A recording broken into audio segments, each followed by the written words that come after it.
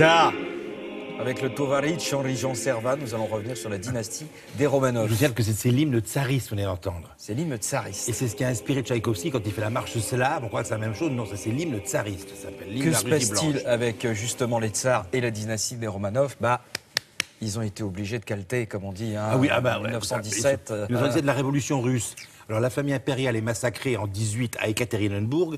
D'autres membres de la famille impériale, je veux dire, se sont sauvés. Alors, une branche, c'est-à-dire que Nicolas II avait un frère qui a été assassiné. Il faut remonter donc à son père, Alexandre III, et aux frères. Donc c'est la dynastie, parce que tout le monde a été assassiné. On remonte à la dynastie, donc le frère d'Alexandre III. Ils se sauvent de Russie pour échapper au massacre. Ils vont en Finlande, ils vont en Allemagne, et ils finissent par atterrir dans ce petit village délicieux de Saint-Briac-sur-Mer, en Ille-et-Vilaine et en Bretagne. Les Romanov, les survivants, les derniers Romanov viennent s'installer là.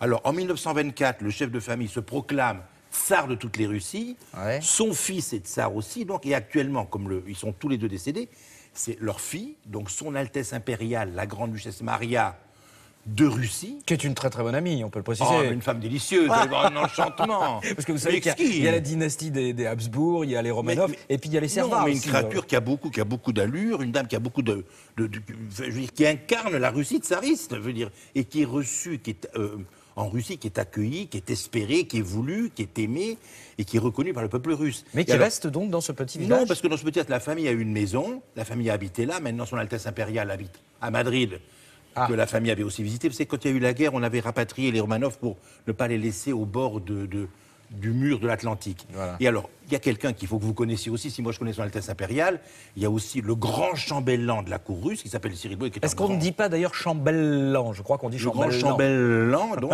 qui a organisé une exposition à Saint-Briac, où la famille a habité pendant longtemps. Donc, pour les Romanov, c'est un lieu d'histoire, avec les souvenirs du passé, dans la maison du passé. Je vous invite à partir donc à Saint-Briac, avec son Altesse impériale, la grande-duchesse de Russie, qui est la chef de famille des Romanov. C'est parti.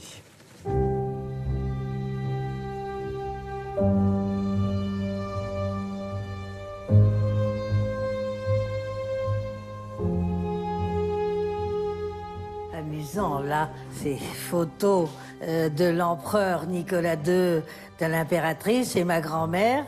Et ici, toute la famille qui fait le pitre. Très drôle comme photo. Saint-Briac, pendant 2 mois, donc du début du mois de juillet jusqu'à la fin du mois d'août, va vivre au temps des Romanov, puisque une exposition exceptionnelle est consacrée à cette famille impériale. Il y a eu 4 générations de Romanov qui ont vécu à Saint-Briac pendant plus de 80 ans. Je remercie le Seigneur que, n'étant pas né en Russie, il m'ait laissé vivre dans un merveilleux petit coin du paradis qu'est Saint-Briac. En 1921, après la Révolution, les survivants de la famille impériale sont venus en exil dans ce village breton pour 2 raisons. Parce qu'il y avait une communauté anglo-saxonne très importante. L'épouse du grand-duc Cyril est une princesse anglaise. Et d'autre part, le grand-duc Kirill est un passionné de golf. Et il y a à 2 pas de Saint-Briac un golf. Notre maison de Kerargonide. Mes grands-parents lors de leur 25 anniversaire de mariage. Grand-mère était peintre, elle était surtout spécialiste dans les fleurs. En somme, c'était ça son talent. Nous avons tous appris à nager ici, même mon fils. Et moi-même, j'adorais me baigner dans les rochers. Il y a une espèce de petite piscine naturelle où déjà mon père, ses sœurs adoraient se baigner. Ça a été vraiment ma deuxième patrie, mon refuge, le refuge de mes grands-parents, de mes parents, de mon fils. Lors de mon mariage avec le prince François-Guillaume de Prusse, j'ai voulu que, au moins, le mariage civil ait lieu en Bretagne.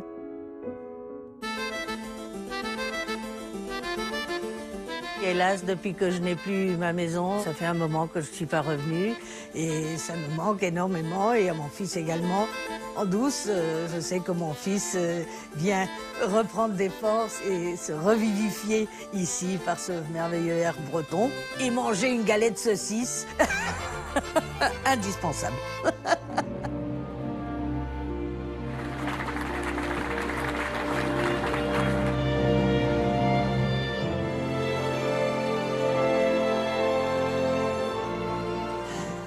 Ça a été difficile de quitter Saint-Brieuc pendant un certain temps, mais c'est merveilleux de retrouver tout le monde et de voir que tous ces Briassins ne nous ont pas oubliés.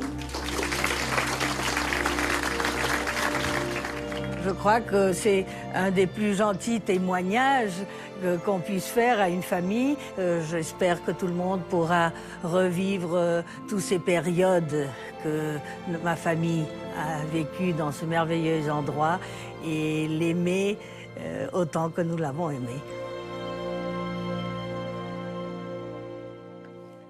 Et pour terminer ce délicieux reportage... Vous avez vu la qualité de l'émotion de son Altesse impériale. Incroyable. Elle était très émue. Elle y a vécu là-bas. Voilà. Vous avez... L'exposition a lieu au couvent de la Sagesse. Vous feriez bien d'aller y faire un tour de temps en temps. Peut-être. Au couvent de la Sagesse. Voilà. Et il y a un livre. Où il y a Anne Roumanoff d'ailleurs qui fait partie de la dynastie. C'est drôle. Vraiment, ça c'est beaucoup d'humour. Et il y a un livre qui existe sur Michel Romanov de Russie aux éditions L'Harmattan, qui était quelqu'un qui a beaucoup travaillé dans le cinéma et qui est un parent, un cousin de Son Altesse impériale, à Saint-Briac-sur-Mer. Prolonger un petit peu votre culture. Merci beaucoup, Sa Majesté Régent Servat. Nous allons passer à une autre Altesse.